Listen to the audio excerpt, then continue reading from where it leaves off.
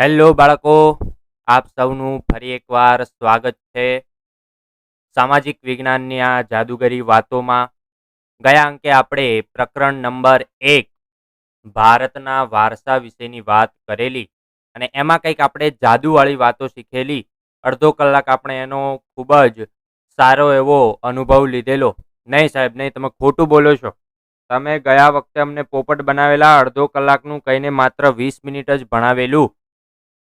તો બાળકો, એના માટે હું માફી માંગુ છું. આજે આપણે અડધો કલાક ભણીશું. બસ આજે આપણે આ જાદુની વાતો અડધો કલાક 100% ભણીશું અને એ જાદુગારી વાતો આપણા શરીરની અંદર પેસી જાય અને કંઈક અલગ જ શક્તિ આપણા શરીરની અંદરથી આવે એવી વાતો આપણે આજે કરવાના છીએ. તો જરા સાહેબ અમને જણાવો કે ગયા અંકે આપણે શું શીખેલા. ગયા અંકે આપણે એક પ્રશ્ન છેલ્લે જોયેલો કે વારસો એટલે શું, સમજાવો. તો એની અંદર આપણે જોયેલું કે સંસ્કૃતિની અનેકવિધ બાબતો, આ અનેકવિધ બાબતો એક પેઢી એની બીજી પેઢીને શીખવે છે અને આ બીજી પેઢી જે કંઈ પણ પોતે શીખેલ છે અને જે કંઈ પણ પોતે મેળવેલ છે એ બાબતોમાં કંઈક ઉમેરો કરે છે અને પોતાની અનુગામી પેઢીને શીખવે છે. આવી રીતે જે પેઢી દર પેઢી આપણને જે કાંઈ પણ મળે છે એને આપણે વારસો કહીએ છીએ, એવું આપણે શીખી ગયેલા. અને છેલ્લે આપણે વારસાના 2 પ્રકાર પાડેલા, જેમાં એક હતું પ્રાકૃતિક વારસો અને એક હતું સાંસ્કૃતિક વારસો. અહીંયા સુધીની ગાડી આપણી દોડેલી ને પછી આપણી ડચકાવાળી ગાડી ઊભી રહી ગયેલી થોડા દિવસ અને એ ગાડી હવે રિપેર થઈ ગઈ છે અને આપણે હજી આગળ ચાલવાનું છે. તો આપણે આની અંદર આગળ વધીએ કંઈક નવી નવી જાદુવાળી વાતો શીખીએ ને એમાં આપણે પહેલો પ્રકાર, જેનું નામ છે પ્રાકૃતિક વારસો, આ પ્રાકૃતિક વારસા વિશે આજે આપણે ભણીએ. તો પ્રાકૃતિક વારસામાં બાળકો આપણને કહે છે કે પ્રકૃતિ, પર્યાવરણ અને માનવ જીવન, આ 3 અંગો વચ્ચેના નિકટતમ સંબંધોનું પરિણામ એટલે પ્રાકૃતિક વારસો. બાળકો જો અહીંયા એવું લખ્યું છે પ્રકૃતિ અને પર્યાવરણ, એનો મતલબ એમ પ્રાકૃતિક વારસો એ કુદરતની ભેટ છે. જે કંઈ પણ વસ્તુ આપણને કુદરત તરફથી મળેલી છે એ દરેકે દરેક કુદરતની ભેટ કહેવાય. સાહેબ, કઈ કઈ વસ્તુ આપણને કુદરતી ભેટ તરફથી મળેલ છે? તો જુઓ, અહીંયા પર્વતો, નદીઓ, દરિયો, દરિયા કિનારો, મેદાનો, અરે બધું જ જે કંઈ પણ આપણને કુદરતી રીતે મળેલું છે એને આપણે પ્રાકૃતિક વારસો કહીએ છીએ. અને આ પ્રાકૃતિક વારસો એ ભારતનો ખૂબ જ વિશિષ્ટ અને વૈવિધ્યસભર છે. ભારતમાં 3 બાજુ દરિયા કિનારો, વિશાળ જળભંડાર, 12 માસ ચાલતી નદીઓ, હિમાલય જેવો પર્વત, 3 ઋતુઓ, આ બધું જ વિવિધતા ભર્યું પ્રાકૃતિક વારસો ભારતને મળેલો છે. એ બાબતો આપણે જાણી. બીજું આપણને કીધું છે કે આપણે સૌ પ્રકૃતિના સંતાન છીએ. અરે, જે કંઈ પણ આપણને મળેલું છે એ બધું જ પ્રકૃતિએ તો આપણને આપેલું છે. જે કંઈ પણ, અરે ગમે તે વસ્તુ તમે જે કંઈ પણ હાથમાં પકડો છે, દરેકે દરેક વસ્તુ એ પ્રકૃતિ તરફથી જ મળેલી છે એવું આપણે જાણી લેવાનું છે. ને આપણે બધા પ્રકૃતિના જ સંતાન છીએ. બીજું કીધું છે કે પ્રકૃતિએ આપણી આહાર, પાણી, શુદ્ધ વાયુ તેમજ નિવાસ જેવી લગભગ બધી જ આવશ્યકતાઓ માટે સુંદર વ્યવસ્થા કરી. જરા મને કહો કે તમે જે બપોરે હમણાં રોટલીને શાક ખાશો, એ રોટલીને શાક શું માણસ જાતે બનાવે છે? હા સાહેબ, હા, માણસ જાતે બનાવે છે. પરંતુ એ શાક ઉગે છે ક્યાંથી? સાહેબ, એ તો જમીનમાંથી. જમીન શું છે? પ્રકૃતિ છે બાળકો, પ્રકૃતિ. જમીન પ્રકૃતિ છે. જમીનની આ પ્રકૃતિ વાળી બાબતોમાંથી જ આપણને શાક મળીને એ જ શાક આપણે ખાઈએ છીએ. તો જરા કહો, આહાર એ ક્યાંથી મળ્યો? પ્રકૃતિમાંથી. બાળકો, પાણી બનાવી શકે માણસ? પાણી બનાવી શકે? સાહેબ નહીં, પાણી માણસ બનાવી શકે નહીં. તો પાણી એ ક્યાંથી મળ્યું? પ્રકૃતિમાંથી. અરે વાયુ, શુદ્ધ વાયુ માણસ બનાવી શકે? હા સાહેબ, હા. ક્લાસની અંદર અમુક લોકો બહુ ધડાકા છોડીને શુદ્ધ વાયુ કરે છે. અરે, એ વાયુની વાત નથી થતી. એ વાયુની વાત નથી થતી. શુદ્ધ વાયુ, ઓક્સિજન, હાઇડ્રોજન, નાઇટ્રોજન, આ બધું માણસ બનાવી શકે? સર નહીં સર, એ તો ના બનાવી શકે. એ તો પ્રકૃતિએ જ આપણને આપેલું છે. જરા મને કહો, તમે જે મકાનમાં રહો છો, તમે જે મકાનમાં રહો છો એની ઈંટો, એની સિમેન્ટ, એનો ચૂનો, શું આ બધું માણસે બનાવ્યું? નહીં સર નહીં, એ તો જમીનની માટીમાંથી નીચે જે ખનિજો મળ્યા એમાંથી મળ્યું. અને આ ખનિજો શું છે? પ્રકૃતિ છે બાળકો, પ્રકૃતિ. તો આ બધી સુંદર વ્યવસ્થા પ્રાકૃતિક વારસાએ માણસ માટે કરેલી છે. આગળ આપણને કહે છે કે પ્રકૃતિ સાથેનો આપણો વ્યવહાર શ્રદ્ધાપૂર્વક હોવાના ઉદાહરણો પંચતત્રની વાર્તાઓ અને બૌદ્ધ ધર્મની જાતક કથાઓમાં જોવા મળે છે. માત્ર આ પ્રકૃતિ સાથેના સંબંધો એ ગપ્પા નથી. જો અહીંયા સાચાની નિશાની કરેલી છે, સાચાની એટલે આ બધું સાચું છે. એટલે આ બધા જ ઉદાહરણો આપણને પંચતંત્રની વાર્તાઓ. અરે તમે દૂરદર્શન જોતા હતા? અરે દૂરદર્શન શનિવારે એની ઉપર ગલી ગલી સિમસમ આવતું હતું. એ ગલી ગલી સિમસિમ પછી તરત જ પંચતંત્રની વાર્તાઓ વિશે આપણને બૌદ્ધ જ્ઞાન મળતું હતું. એની અંદર આપણને એવું કીધેલું કે માણસનો વ્યવહાર શ્રદ્ધાપૂર્વક છે. કોની સાથે? પ્રકૃતિ સાથે. એટલે પંચતંત્રની વાર્તામાં પણ એનો પુરાવો છે અને અમુક અમુક બૌદ્ધ ધર્મની જાતક કથાઓમાં પણ એ આપણને જોવા મળે છે. બીજું આપણને કહે છે કે આપણા લોક સંગીત તાગડ ધીન્ના અને શાસ્ત્રીય સંગીત ધીન્ના ધીન્ના પણ ઋતુઓ અને પ્રકૃતિ સાથેનો સંબંધ જોવા મળે છે. આપણું જે કંઈ પણ સંગીત અને શાસ્ત્રીય સંગીત રચાય છે એ કંઈક ને કંઈક પ્રકૃતિ સાથે જોડાયેલો છે. જ્યારે વરસાદ પડે ત્યારે મલ્હાર રાગ ગવાય છે, જ્યારે કોઈ શુભ પ્રસંગ હોય ત્યારે શ્રી રાગ ગવાય છે. આ બધું પ્રકૃતિના જ રાગો છે. એટલે કે લોક સંગીત અને શાસ્ત્રીય સંગીત પણ પ્રકૃતિ સાથે અને ઋતુઓ સાથે જોડાયેલા છે. બીજું આપણને કહે છે કે આપણા ગીતો, તહેવારો, કવિતાઓ, ચિત્રોમાં પ્રકૃતિ ઋતુચક્રનું નિરૂપણ જોવા મળે છે. ક્યાંથી? પ્રાકૃતિક વારસામાંથી. નિસર્ગોપચાર, નેચરોપથી, આયુર્વેદિક, યુનાની પદ્ધતિઓ, ચિકિત્સા પદ્ધતિઓ, આ બધું કોના ઉપર છે? પ્રાકૃતિક વારસા ઉપર છે, પ્રાકૃતિ ઉપર છે, પ્રકૃતિ ઉપર છે. આ નિસર્ગોપચાર, આ આયુર્વેદિક, આ બધું ક્યારે થાય? જ્યારે વનસ્પતિ એક ઔષધિ તરીકેનું કામ કરે. અને વનસ્પતિ શું છે? સર પ્રાકૃતિક વારસો છે. આગળ આપણને કહે છે કે આ પ્રાકૃતિક વારસાને આપણે હવે 4 ભાગમાં વહેંચીને જોઈએ. કેટલા ભાગમાં? સર 4 ભાગમાં. પહેલું છે ભૂમિ દ્રશ્યો. પ્રાકૃતિક વારસાને બાળકો આપણે 4 વારસામાં 4 અલગ અલગ ભાગની અંદર ભણીશું. જેમાં પહેલું છે ભૂમિ દ્રશ્યો, અને બીજું છે નદીઓ, ત્રીજું છે વનસ્પતિ ને ચોથું છે વન્ય જીવન. જરા મને કહો અહીંયા કોની વાત થશે?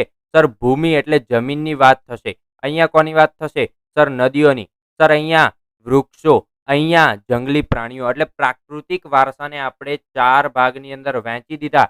એક છે ભૂમિ દ્રશ્યો, બીજું છે નદીઓ, ત્રીજું છે વનસ્પતિ, ચોથું છે વન્ય જીવન. તો આપણે એક પછી એક, વારા પછી વારો, તારા પછી મારો, એક પછી એક ભણતા જઈએ. જેમાં પહેલું આપણે ભણીએ છીએ ભૂમિ દ્રશ્યો.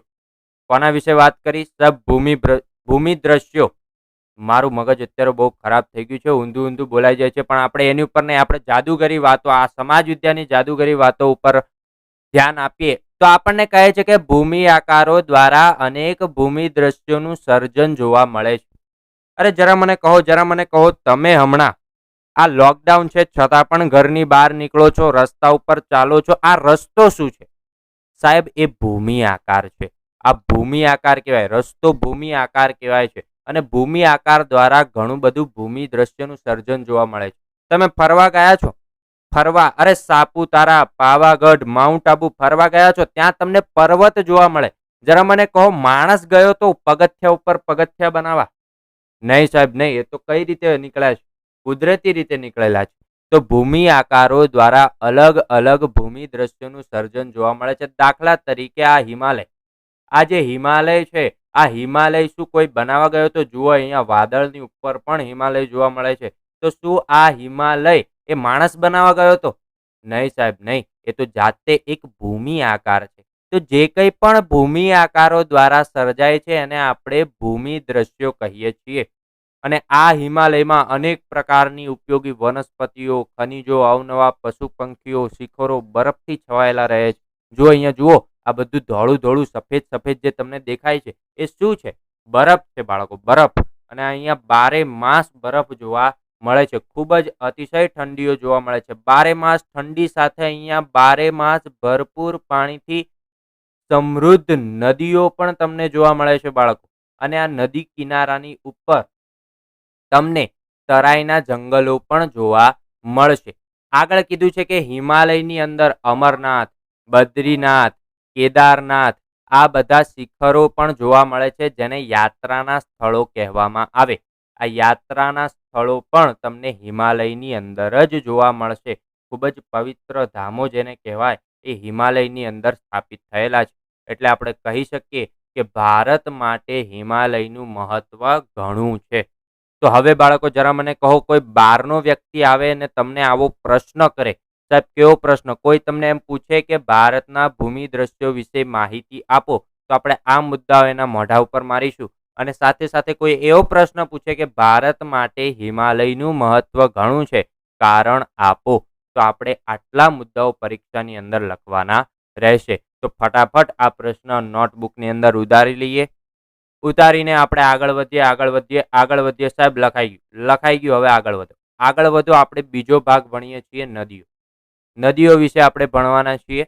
પહેલું કીધું છે પ્રાચીન કાળથી નદીઓ પ્રાકૃતિક માર્ગ પૂરો પાડતી રહી છે. પ્રાકૃતિક માર્ગ, જરા મને કહો નદીઓનો ઉપયોગ કોના માટે થાય? સાહેબ કપડાં ધોવાના પાણી માટે, વાસણ ધોવાના પાણી માટે, પીવાના પાણી માટે, ઔદ્યોગિક પાણી માટે? નહીં બાળકો, નહીં. ખાલી આટલો જ ઉપયોગ નદીઓનો નથી. સાથે સાથે એક જળ માર્ગ તરીકેનો કાર્યક્રમ પણ નદીઓની અંદર થાય છે. એટલે કે નદીઓ એ પ્રાકૃતિક માર્ગ, રસ્તો પૂરો પાડે છે બાળકો. સાથે સાથે કહ્યું છે કે ભારતીય સંસ્કૃતિ સિંધુ અને રાવી નદીના કિનારે પાલન પોષણ પામી છે.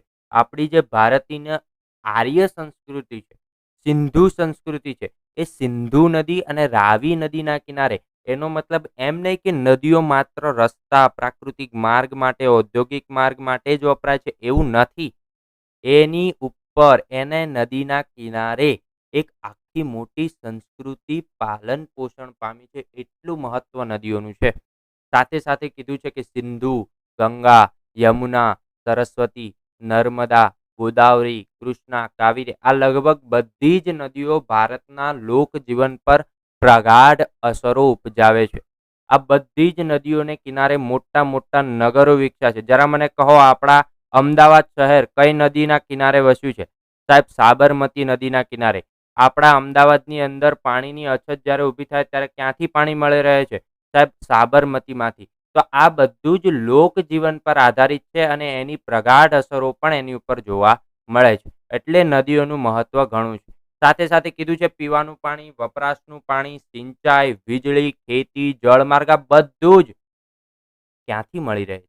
સાહેબ નદીઓમાંથી. નદીઓમાંથી તો મળશે. એટલે નદીઓનું સ્થાન જરૂરિયાતો સંતોષવામાં અગ્રીમ છે. સાથે સાથે કીધું છે આની ઉપરાંત માટીના વાસણો બનાવવા, મકાનો બનાવવા, લીપણ કરવા, ઉદ્યોગોનો વિકાસ કરવા માટે માનવીએ નદીના પાણી ઉપર આધારિત રહેવું પડ્યું છે. આ બધું જ નદીને કારણે બને છે. સાથે સાથે કીધું છે કે આમ નદીઓએ ભારતીય પ્રજા જીવનને સમૃદ્ધ બનાવ્યું છે. જો નદી ન હોત તો માણસ પાણી ક્યાંથી લાવત? સાહેબ વરસાદમાંથી વરસાદ પડે ત્યારે, અરે વરસાદ તો ખાલી વર્ષમાં 3 મહિના પડે છે. તો શું ખાલી 3 મહિના જ પાણી મળશે? બાકીના મહિના શું કરશો? જીવન નીકાળવાનું છે. એટલે નદીઓનું ભારતીય પ્રજા જીવન ઉપર ખૂબ જ સારું એવું ઉપકાર રહેલું છે. અને આ નદીઓએ ભારતીય પ્રજા જીવનને સમૃદ્ધ બનાવવાનું કામ કર્યું છે. એટલે આપણી સંસ્કૃતિમાં પ્રાચીન કાળથી નદી કિનારાના ઉષા અને સંધ્યાના વિવિધ ભૂમિ દ્રશ્યો દ્વારા ભરપૂર સૌંદર્ય, કલાસૂઝ અને કૌશલ્યનો વિકાસ પણ આ પ્રકૃતિના વારસામાંથી મળ્યો છે. જરા બાળકો તમે કહો, તમે જ્યારે નાના નાના હતા, ઢીંગલા જેવા હતા, ટપ ટપ ટપ ટપ ચાલતા હતા, પાપા પગલી કરતા હતા, ત્યારે તમે કુદરતી દ્રશ્ય દોરતા.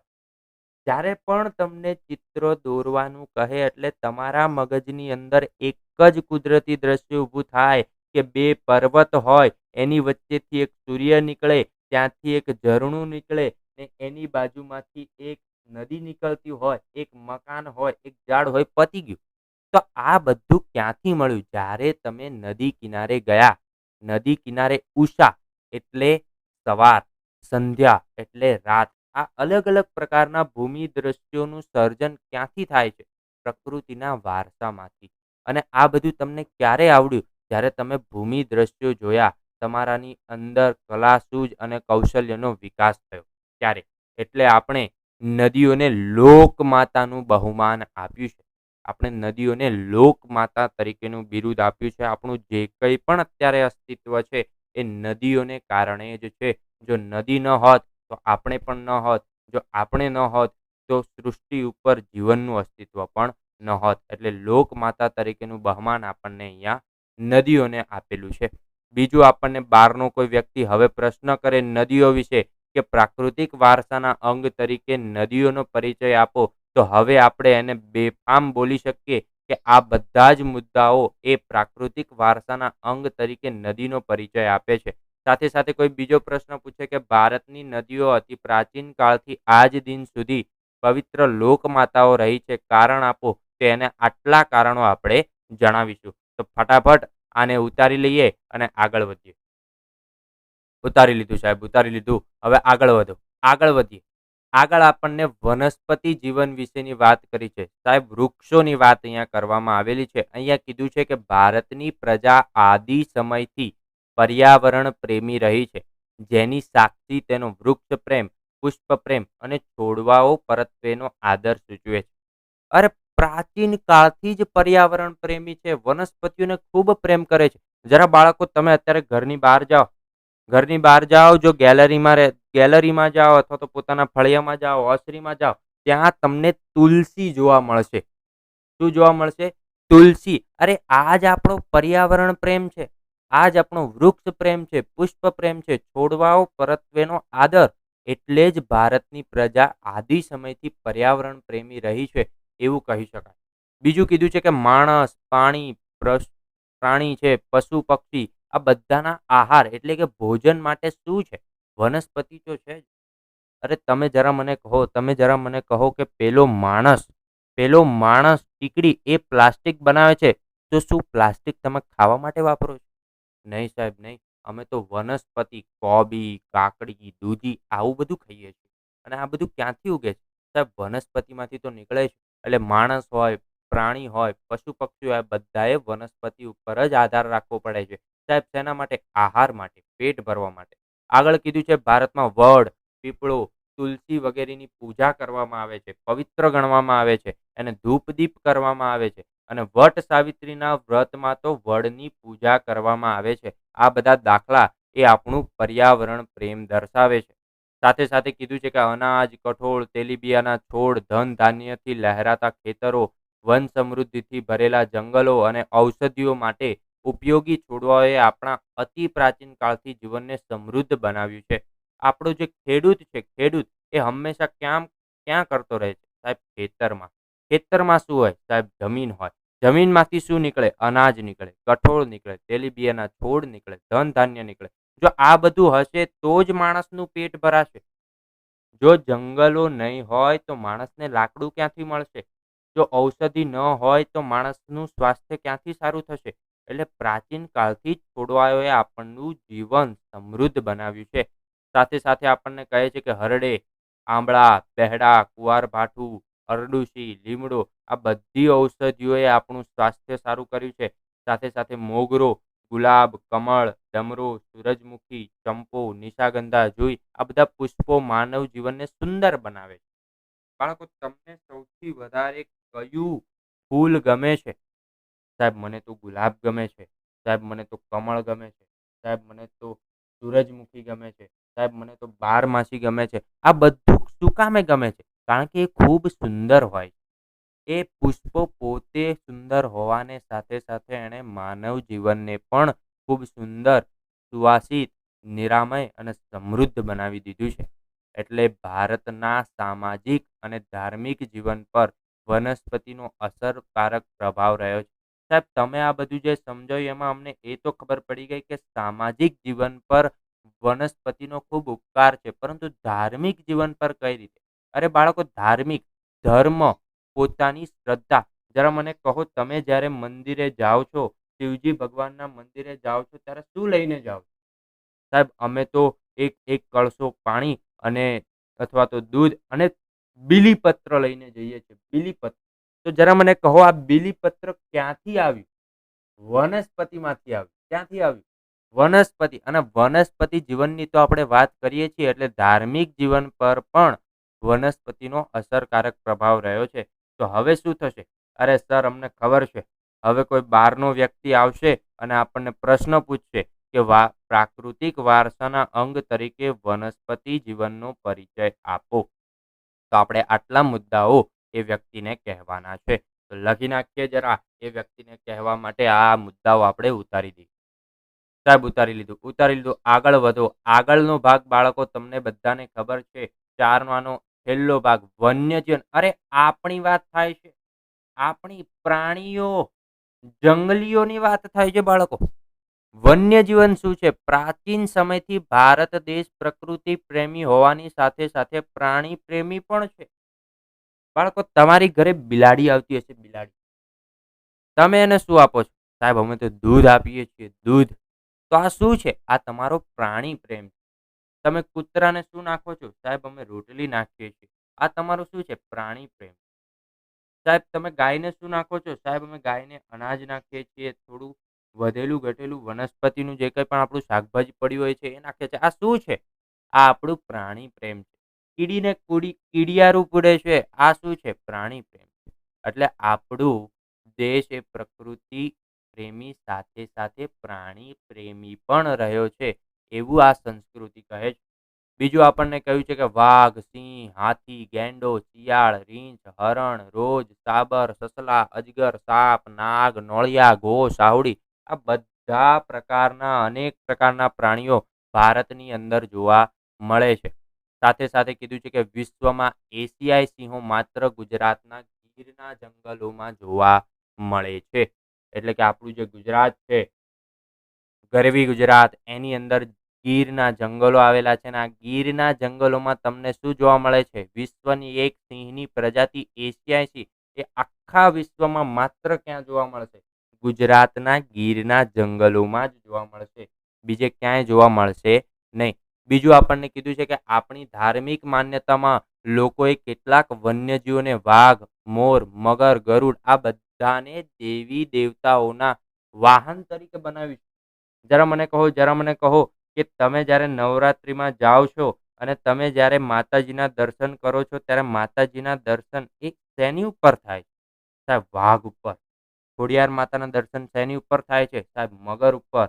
અરે વિષ્ણુ ભગવાનનું વાહન શું છે? ગરુડ. અરે ગણપતિનું વાહન શું છે? અરે ઉંદર. અરે શિવજી ભગવાનનું વાહન શું છે? અરે બળદ, નંદી. આ બધું શું છે? આ બધું વન્યજીવો તો છે જ. આ વન્યજીવો એને દેવી દેવતાઓના વાહન તરીકેનું સ્થાન અપાયું છે, એટલું પવિત્ર ગણવામાં છે. અરે આટલું જ નહીં, આપણા દેશની રાષ્ટ્રમુદ્રા, આ શું છે? સત્યમેવ જયતે, આપણું દેશની રાષ્ટ્રમુદ્રા છે. આ રાષ્ટ્રમુદ્રામાં પણ આપણને ચારે બાજુ સિંહની આકૃતિ જોવા મળે છે. આ સિંહ શું છે? સાહેબ, વન્યજીવ છે. સાથે સાથે સિંહ નહીં, અહીંયા તમને ઘોડો અને બળદની આકૃતિ પણ જોવા મળશે. એટલે કે આ આપણો પ્રાણી પ્રેમ સૂચવે છે. આપણા દેશની દેશભક્તિની અંદર આ લોકોની, આ વન્યજીવોની આકૃતિ મૂકીને તેનું મૂલ્ય વધારે આંકવામાં આવ્યું છે. તો આવી રીતે વન્યજીવોની રક્ષા માટે અભયારણ્યો બનાવી તેમના જીવનની સુરક્ષા માટે કાયદા પણ ઘડેલા છે. આજે વન્યજીવો ઘણા બધા અખતરાઓની અંદર જીવી રહ્યા છે.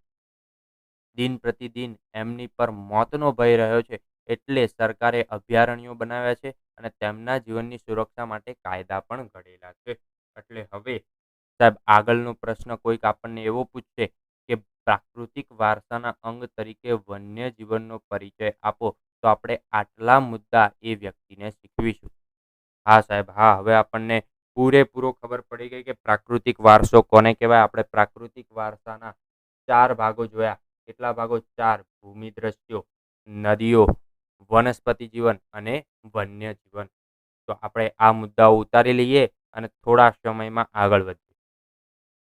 ઉતારી લો બાળકો, ઉતારી લો.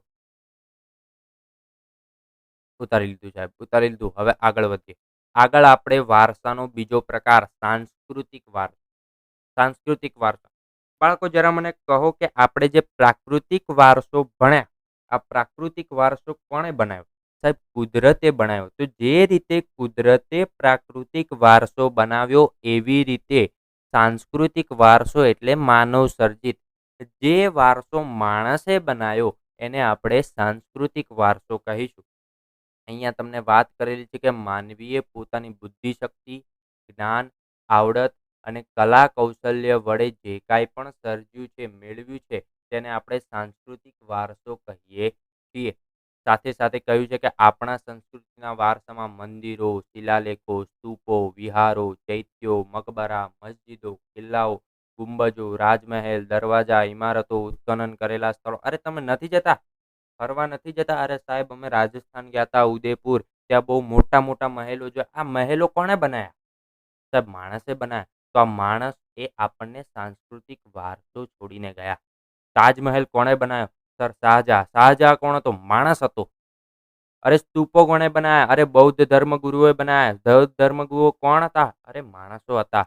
વિહારો, ગુફાઓ, ચૈત્યો, આ બધું કોણે બનાવ્યું? અરે માણસે તો બનાવ્યું. મકબરા, મસ્જિદો કોણે બનાવ્યા? અરે માણસે તો બનાવ્યું. રાજમહેલ કોણે બનાવ્યા? માણસે બનાવ્યું. ઉત્ખનન કોણે કર્યું? માણસે બનાવ્યું. ઇમારત કોણે બનાવી? માણસે બનાવ્યું. તો આ બધું જ માનવ સર્જિત વારસો છે. અને માનવ સર્જિત વારસો એટલે જ આપણને કીધું સાંસ્કૃતિક વારસો. બીજું આપણને કહે છે કે આપણા સ્વાતંત્ર્ય સંગ્રામના ઐતિહાસિક સ્થળો જેવા કે સાબરમતી આશ્રમ, દાંડી, બારડોલી, વર્ધા, શાંતિ નિકેતન, દિલ્હી, આ બધું જ સાંસ્કૃતિક વારસા તરીકે ઓળખી શકાય. આપણી સંસ્કૃતિ અહીંયાથી જ તો ચાલુ થઈ હતી. આપણો સ્વાતંત્ર્ય સંગ્રામ આ બધું અહીંથી જ તો ચાલ્યું. એટલે એને ઐતિહાસિક સ્થળો સાથે સાથે સાંસ્કૃતિક વારસો પણ કહીશું. સાથે સાથે આપણને કીધું છે કે ભાષા, લિપિ, અંકો, શૂન્યની શોધ, ગણિત, પંચાંગ, ખગોળ, ધાતુ, ધર્મ, સાહિત્ય, અરે જે કંઈ પણ તમારા મગજની અંદર શાસ્ત્રો ઉપજે છે, યુદ્ધશાસ્ત્ર, રાજ્યશાસ્ત્ર, પ્રાણીશાસ્ત્ર, વનસ્પતિશાસ્ત્ર, વાસ્તુશાસ્ત્ર, ન્યાયતંત્ર, આ બધું જ સાંસ્કૃતિક વારસામાંથી જ મળેલું છે. અરે આપણો દેશ કઈ રીતે ચાલે છે, કોની પદ્ધતિ પર ચાલે છે અને આવનારા સમયમાં કઈ રીતે ચાલશે એ આપણા ધર્મગ્રંથોની અંદર લખેલું છે. અને આ ધર્મગ્રંથો આધારી જ આપણી ભારતીય સરકાર કામ કરે છે. તો જરા મને કહો, આ ધર્મગ્રંથોનો સમાવેશ ક્યાં થશે? સાંસ્કૃતિક વારસામાં. આ ધર્મગ્રંથો અલગ અલગ ભાષાના હશે, અલગ અલગ લિપિના હશે, એની અંદર અલગ અંકો હશે. અરે શૂન્યની શોધ કોણે કરી? દુનિયાને આવડી મોટી શૂન્યની શોધ કોણે આપી? ભારતના સાંસ્કૃતિક વારસાએ આપી. બીજું આપણને કહ્યું છે ગણિતની શોધ. ગણિતની શોધ કોણે આપી? ભારતના સાંસ્કૃતિક વારસાએ આપી. અરે પંચાંગ, અરે ઓલા લોકો, અમુક લોકો નથી આકાશમાં જોઈને કંઈક નવું નવું કહી દેતા, ખગોળ, ખગોળ, એ ખગોળની શોધ કોણે આપી? ભારતીય સાંસ્કૃતિક વારસા. એટલે જે કંઈ પણ મહત્વની શોધો છે એ સાંસ્કૃતિક વારસાની અંદર સમાવિષ્ટ છે. બીજું આપણને કહે છે કે પ્રાગ ઐતિહાસિક યુગથી ભારતની પ્રજાએ સાંસ્કૃતિક વારસાની અનેક બાબતો વિશ્વની પ્રજાને આપી છે. જરા આપણે ફ્લેશબેકમાં જાઓ, ફ્લેશબેકમાં પાછળ ગયા અંકે ભાગ 1 ની અંદર આપણે એવું કીધેલું કે વિશ્વની અનેક પ્રજાઓ ભારત આવેલી અને ભારતમાં આવીને તે વસવાટ કરેલો. તો આ વસવાટ જ્યારે એ લોકોએ કર્યો ત્યારે અમુક બાબતો જાતે શીખ્યા હતા અને અમુક બાબતો ભારતીય સંસ્કૃતિ તરફથી શીખ્યા હતા. તો એનો મતલબ એ જ તો થાય છે બાળકો. તો આપણે વાત કરીએ છીએ કે સાંસ્કૃતિક વારસાની અનેક બાબતો વિશ્વની પ્રજાને આપેલી.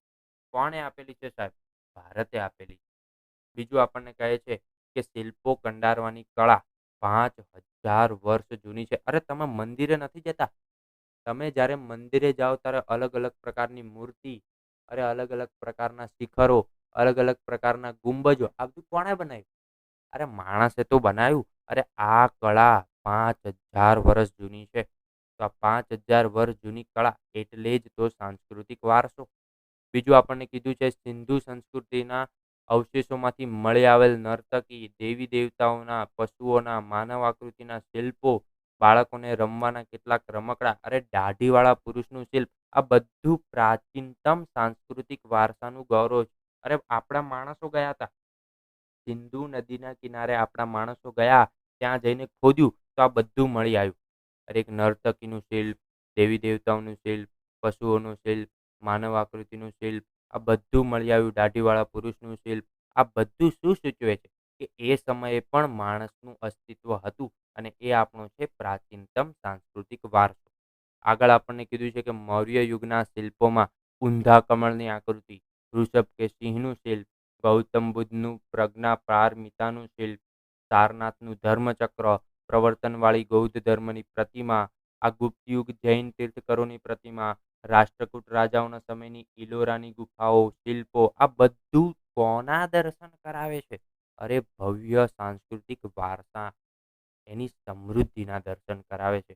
તો બાળકો, આજ તો આપણે શીખવાનું છે કે સાંસ્કૃતિક વારસો એ ખૂબ જ ગૌરવશાળી વારસો છે અને આપણે આપણા વારસા ઉપર ગર્વ કરવો જોઈએ કે આટલી બધી ભેટ ભારતે દુનિયાને આપેલી છે, ભારતના સાંસ્કૃતિક વારસાએ આપેલી છે અને આગળ જતા આપણે એની ઉપર ખૂબ જ ગર્વ અનુભવવાનો છે.